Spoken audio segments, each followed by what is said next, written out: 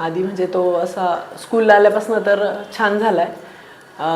त्याला डिसिप्लिन चांगले समजायला लागलेत आणि ॲक्टिव्ह झालाय खूप. म्हणजे कलर्स काढतायत किंवा समोरच्याशी कसं बोलायचं वगैरे व्यवस्थित असतं त्याचं एकदम. टिफिन व्यवस्थित फिनिश करतो.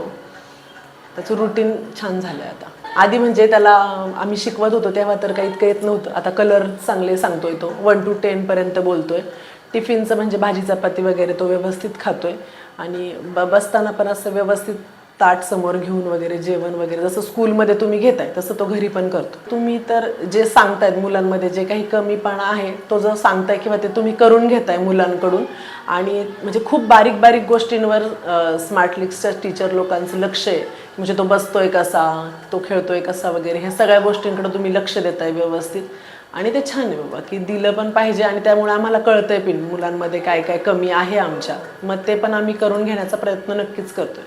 मी तर नक्कीच सांगेल स्मार्ट लिंक्सला ॲडमिशन घ्या कारण की स्मार्ट लिंक्समध्ये म्हणजे खूप ॲक्टिव्हिटीज करून घेत आहेत मुलांकडून किंवा त्यांना त्यांचे सगळे शिस्त वगैरे कसं लावायची वगैरे ते स्मार्ट लिंक्सने छान शिकवले. म्हणजे माझ्या आदिराजमध्ये तर खूपच चेंजेस झालेले आहेत आणि मी खूप लोकांना सांगते पण किंवा माझं स्टेटस पाहून लोक मला स्मार्ट लिंक्सबद्दल विचारतात तर मी सगळ्यांना पॉझिटिव्हच रिझल्ट देते की स्मार्ट लिंक्सला नक्की ॲडमिशन घ्या.